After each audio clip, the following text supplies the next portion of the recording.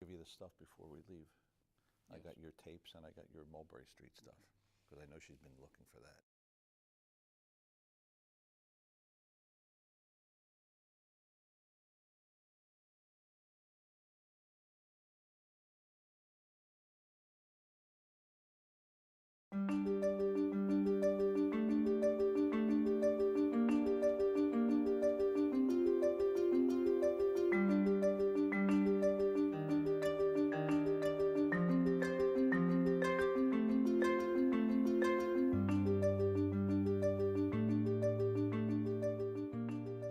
Hello and welcome to the show. We call this Molotsky on Money. What's the show all about? The clues are in the title. We'll be discussing money, specifically investment strategies, taxes, estate planning, insurance, and many other topics, all of it designed to help you and your family improve your overall financial picture. The Molotsky part of our title comes from our panel. Their name is Molotsky. Each week we'll have Stan Molotsky, president and founder of the SHM Financial Group, as well as Lee Molotsky, vice president of the SHM Financial Group. We invite you to stay tuned because we have valuable information on this show and every show that we hope everyone can benefit from. And as we like to say here on the show, Stan, tonight is no exception. No, it isn't. We have plenty to talk about. We're actually going to be talking about age-related things with regards to investments. And I guess most people kind of don't even know that these things exist. Well, they happen. You get a certain age and you move on, and you get to the next age, and the next age, the next age. But there's certain check things that you should be looking at as you move up the maturity ladder. Right. What's that old saying? The next thing you know, you turn 21. Next thing you know, you're 40. Yes. What happened to 40? Okay, that's another show and another question. Exactly. Okay.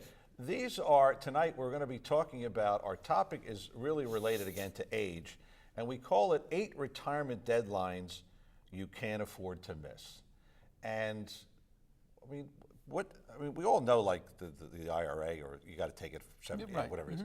But there's other things you're going to show us here, Certain which I guess things. people don't really know that they should even be concerned about that. Well, they're cute little things that I've put together over the years in my own head to sort of checkpoints. When I meet with clients, when we meet with clients, there's certain things that I'll say, okay, based on your age, these are some of the things you should be looking for, and this is some of the things you should be prepared for, and just moving along as we go. And this is, I thought, would be an interesting program. Yes, it is. As always, I get education from you still. After 30 years, I'm still learning.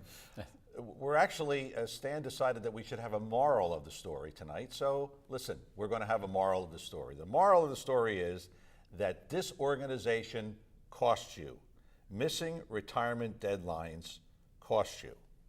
Yeah, the more the more that you let things not happen that you should be making sure do happen, the worse off you're going to be. There's certain things you should start, to be doing immediately. The old thing, pay yourself first. That's a foremost kind of thing. No matter what age you are, no matter who you are, you have to pay yourself first, especially in today's political and economic environment. You must do that to prepare for yourself later on. And Lee, you've certainly followed that over the years, correct? Absolutely. No, even when he was a kid, he worked and he did whatever, and then he always had an account that he put things into, so he always had that little extra, pile to do something with if we said, and my wife said, no, you can't do that. So he had that extra money that. And he did it. Okay. All right. Well, so this could be another kind of a show, but we're sticking to the topic here. And we said we want to go one step further here because we said that missing deadlines cost you. And this is something that Stan put together we thought we'd share with you. In investing, this is true. You may think that once you're close to retirement, you'll care less about deadlines and more about relaxing or doing whatever. That's probably common. That's a nice idea. Those years before retirement actually have some of the most important investing deadlines of your life. Pay attention because on tonight's show, we'll give you valuable information, as we always say, so that you're not the next guy who forgot to pick up his money. Right. You said you wanted to put this on the show, and I'm looking at this and I'm saying, okay, as always, what do you mean? What do you mean about forgetting to pick up your money? Because if I did, tell me where I can go get it. It went out to sea. Okay. Went out to sea. It's like the story of from the storm down the shore. All of a sudden, they found the bottle that this guy threw into when he was 13, and it's now 50 years later. Right. And the bottle came back, and in the bottle it said, "If you find this is a science project, and here's a nickel to come back to me. You can use this for your stamp to mail back to me. These are the questions I want to answer." And they found this, and they found the guy, and the whole big stands story. for a nickel back then. Now they're 46 cents, right? Whatever they are. But what do you actually mean by forgetting to pick up your money? Well, at certain things, at certain age, you should be aware of certain things that you should be doing, like checkpoints for yourself. So the more you are aware of them, the more it helps you to be organized as you move through the chronological age thing to put yourself in a financial position to do all the things you want to do as you want to do them. So in other words, by a certain age, you should have this, Well, you pretty should- much?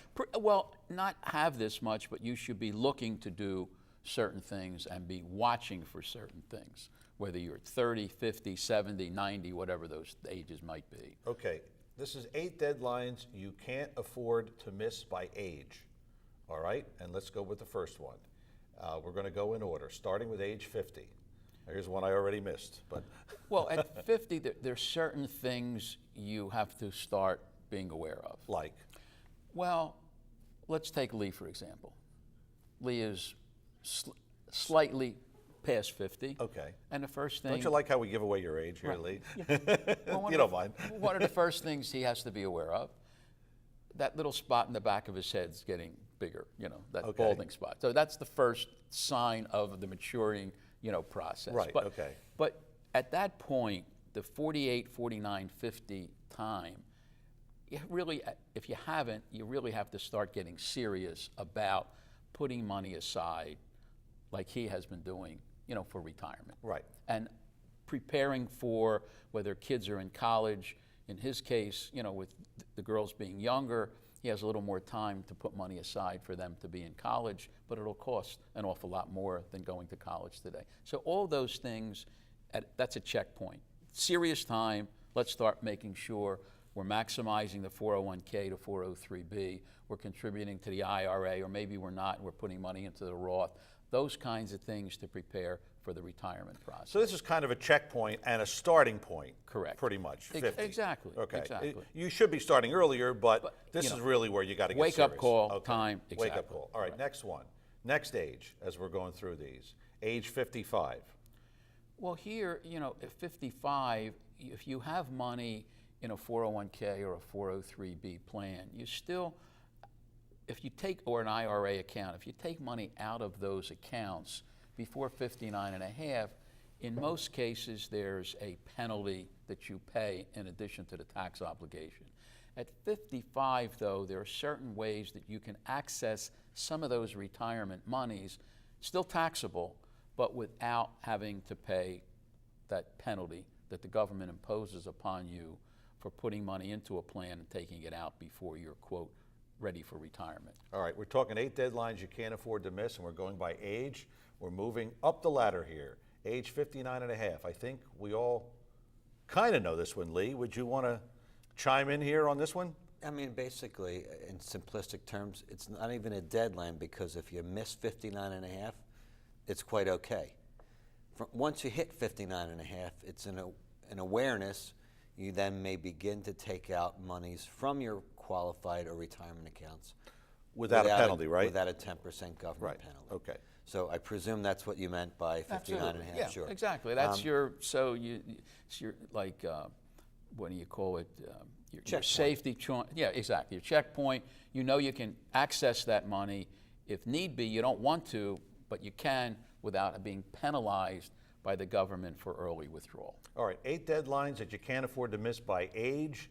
As we move through here, each one, of course, we're obviously going up. We just did 59 and a half. And now we're going to the next one, which is 3 months before you turn 62.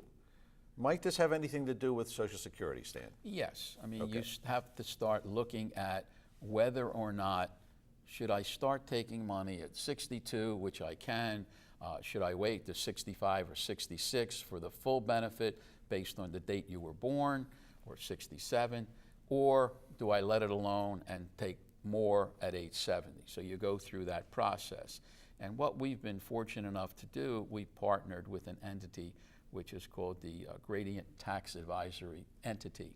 And they have helped us put together what they call a Social Security maximization report. And we make this available to clients or prospective clients. And we'll make it available to our listeners for tonight. It's a report. Lee, you want to? You can hold that up, Lee. This is just this is our guide. This is called your guide to Social Security. And really, it's a. That's not the report, though. No, this is kind of a starting point. A 10-page report on what to be aware of when considering or thinking about starting to take Social Security. And then the Social Security maximization report is a separate thing. Yeah, and that's customized for each person. That's exactly. right. So this is available to anyone who wishes. Again, our 800 number available. Call us. We'll send you a copy. No problem. And then if you'd like an individualized, custom-made report, we need about 15 to 20 minutes, maybe half an hour in the office to talk about what goes into the report. Then we'll run the report for you. All right, more to talk about here on the show. We're discussing 8 retirement deadlines you can't afford to miss. We're going through the ages and how each segment is important to you and your family, of course. More to talk about here on the show, Molotsky on Money with Stan and Lee Molotsky. I'm your host, John DeMasi. As I said, more to talk about on the show after these words. Don't go away.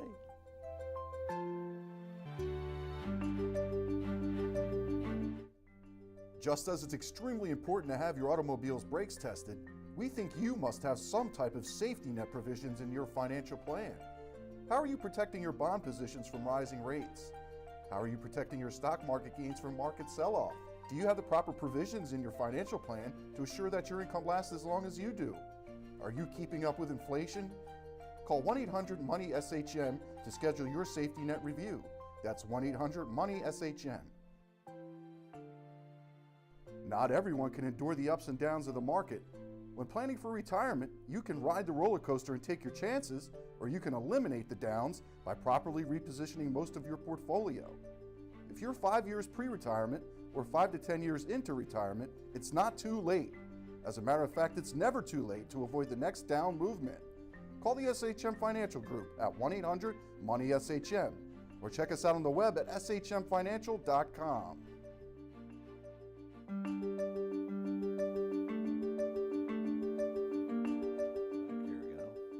Welcome back to Molotsky on Money with Stan and Lee Molotsky. I'm your host, John DeMasi.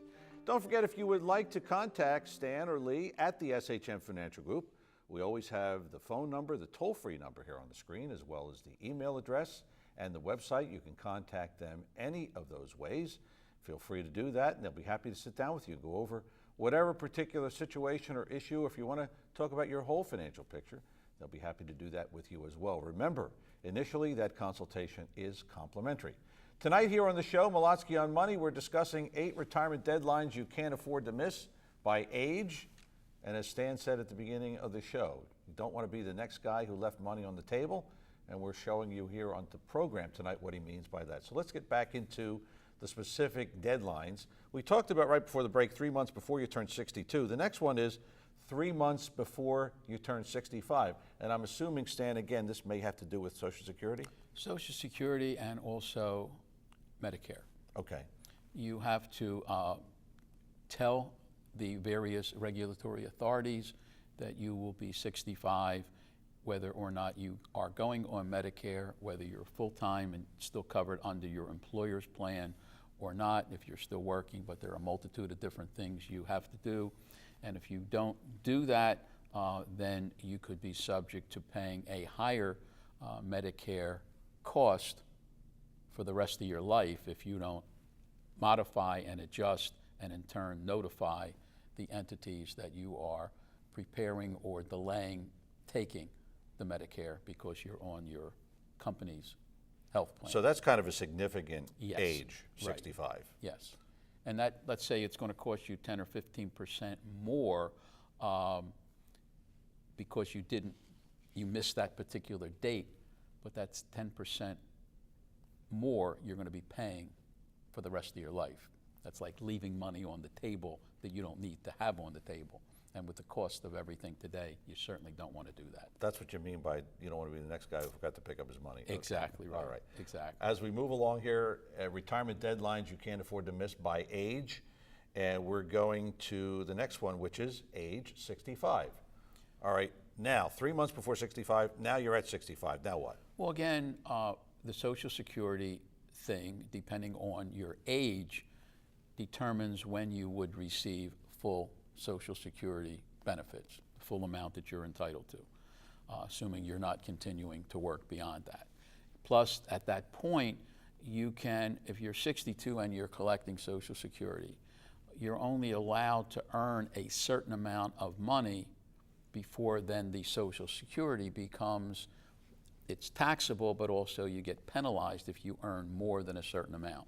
After 65, you could earn an unlimited amount of money working at another job 2 or 3, but your Social Security benefit is taxable based on your bracket, but there's no penalty that you have to pay back because you're continuing to work. Lee, you wanted to add to that? Yeah, I can't tell you how informative this guide is.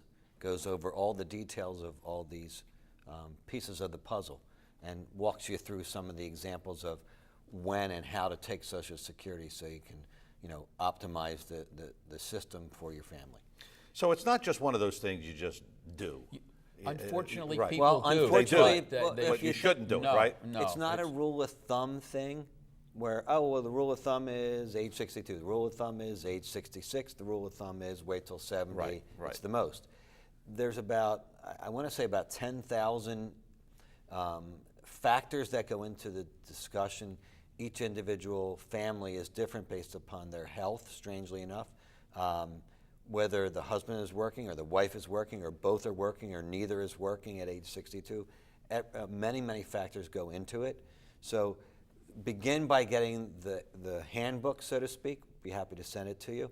And then secondly, run it through the system to see where it is that you would optimize Social Security and how to optimize it best for your family. Based on your particular Right. set of circumstances. Right, okay. Now you can, again, just not to belabor the point, but to belabor the point, Okay. you can, the wife, if they're both working, there's certain combinations of different things that you can do, that you can take income off of the working spouse's income, Yes.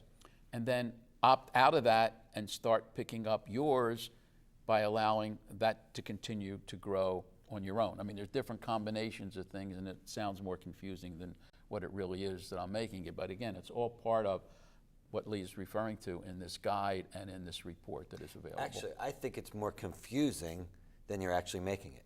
It's very confusing. Well, I mean, I'm talking about if you have both people working. He's trying to simplify it I'm here. trying- but- yeah. Well, I'm actually saying Yeah. that I think it's a lot more complicated than the simplification that you're making it. Okay, well, we're talking about Because there's a lot of factors. No, moving right along No, here. it's Now, true. there A lot are of- many, many factors that go Right. into this decision. And I guess we're on age 65 or Yes. around that. So this is a wonderful document to obtain. Obtain the document and then run through the process. That's what I'm saying. And let us show you where it comes into play, how to maximize it best. You could have two couples, same age, same everything, both still working. One may do it one way, one may do it the other. No, that's a good point. Right, Exactly. okay. So Exactly. that's what I mean. Best to I- talk to people like you before Well, or get the report. yeah. Do something Something- before. yeah. Just don't do. Get Just don't do. information. Well, right. In Social Security, there's no such thing as a rule of thumb. Every individual and every couple is different. Okay. One more here before we go to break. Retirement deadlines you can't afford to miss by age. Age 70. Why is that significant, age 70? Stan? Because you have reached that magic number. That's a milestone, and you should be jumping for joy, assuming you can jump for joy. Because you reached it. Because you You can reached jump it. for joy, right.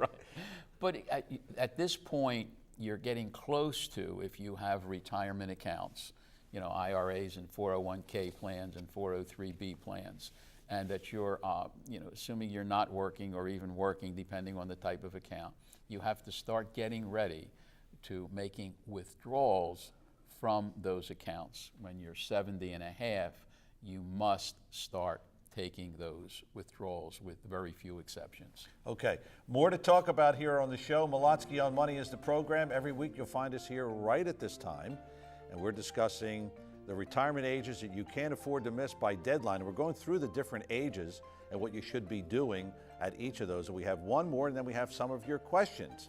With Stan and Lee Molotsky, I'm your host, John DeMasi. Coming back, more Molotsky on Money right after these words. Stay right there.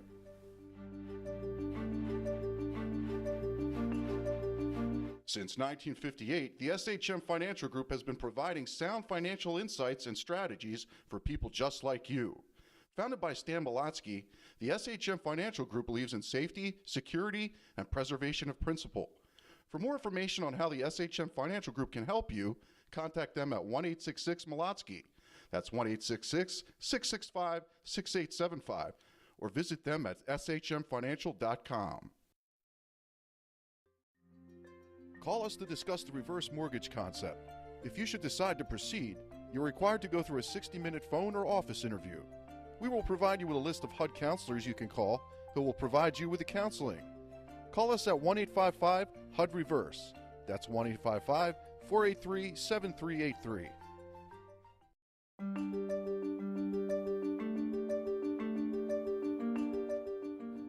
Welcome back to this edition of Molotsky on Money. If you'd like to contact Stan or Lee Molotsky at the SHM Financial Group, certainly you can call them. There's a toll-free number. We put that up on the screen from time to time throughout the course of the show. Always a good idea probably for you to write it down so you have it. You can call them later on if you would like. They'll be happy to talk to you. You can email them. You can go on the website. And remember, if you want to contact them, feel free to do that. They're always happy to talk to folks who watch us here on the show. Tonight we're discussing the retirement deadlines you can't afford to miss by age. And as Stan said at the beginning of the show, you don't want to be the next guy who walked away and left money on the table. So that's why we're discussing this, to give you that information that you need so you don't make those mistakes. We have one more before we get to our questions, and this is the deadline you can't afford to miss by age. This is the big one, Stan, as you said, April 1st of the first year in which you turn 70 and a half. This is it. I mean, if you miss that date and you don't take the withdrawal that you are required to do from your retirement accounts, you are severely penalized by the federal government. How much are you penalized, by the way? I believe it's about a 40, 50%? 50%. 50% of the portfolio? Of the, no, of that to which you were supposed to take okay. that you did not take. So if you're supposed to take 10,000 and you don't take it, they're going to take 5. That's exactly right. Whoa. So you do So you not, better take it. Don't. That's leaving money on the table. Exactly. You do not want to miss that. And Okay. then you want to make sure that you take your required distribution every single year, whether you do it automatically and whether you do it based on, and how that's calculated. Let's say you're 75 and it's now April, and you take the value of all of your retirement accounts of December 31st the previous year, and based on your required distribution percentage, and it varies from year to year. The older you get, the more mature you get, the greater the percentages that you have to withdraw. You don't have to take it from all your accounts. You just have to take that percentage of the value of all of your accounts at one time or over a period of a year. Lee, is this something you help clients with? In other words, you tell them, hey, you know, you're going to be 70 and a half in April or whatever, whenever you're going to be, and you got to take this. Do you make sure that they do that? We do, and what's really important, what's unfortunate is many times we've run into 3 or 4 cases in our careers, actually. And actually, of the 4 cases we've run into, there have been mistakes in 3 of them where the spouse passes on and the surviving spouse forgets to take out required minimum distributions from the deceased spouse. Mm-hmm. And they look to their accountant for information. The accountant just does their tax return. So what's really important in the planning process is to make sure that that RMD is taken each and every year for both parties or for that family unit. But it's something that you help them with. It's most certainly something. All right, we got some questions here which we want to get to. And again, we like to pick the questions that kind of fit into the theme of the show. This is John in Brigantine, New Jersey. He says, I decided to take my Social Security at 62. The reason being, my father passed away at 74, and I calculated that had he waited until 65, he would not have received as much as he did. For that reason, I chose to take it at 62. My wife says I was not too smart in doing that because I left a lot of money on the table. She says thousands. Can you help us solve this argument? That John and Brigantine is not you? No, it's not me. No, it's not you. Okay, so I can't give an answer to that question. Maybe Dad can, but I can't until I run them through the system. There's too many factors to determine whether or not it was the right move to take it early at 62, or whether she should have waited till 70, or He should have waited, I'm right. sorry, or wait till full retirement at age 66. I don't know the answer. If there's, and this is a rule of thumb which I shouldn't use, but I'll use anyway. If there's longevity in the family, Well, there wasn't here. There wasn't. Was So it not. sounds like That's why he he's took it. calculating Yeah. that I'm not going to live as long as my father did. So I'm going to, as Stan said, don't leave money on the table. Sounds like he was afraid that he was going to leave money on the he table. opted in early. Yeah, Yeah, but earlier, in okay. this case, it's done. Right. So whether he did the right thing or wrong thing, it's done. Nothing you can do about it. Except, unless it's during the first year of election, if John and Brigantine had elected this year, he can diselect or re-elect anytime during the first 12 months. So you can change your tune during the first 12 months. But if it's past the 12 months, you can't. Right. So Okay, depending so- on where he So is. let's assume this is done. There's nothing they can do about it. It's kind of a philosophical question. So this is just an argument that has no answer. There's no It answer. So doesn't you matter. can't help them solve the argument. Okay.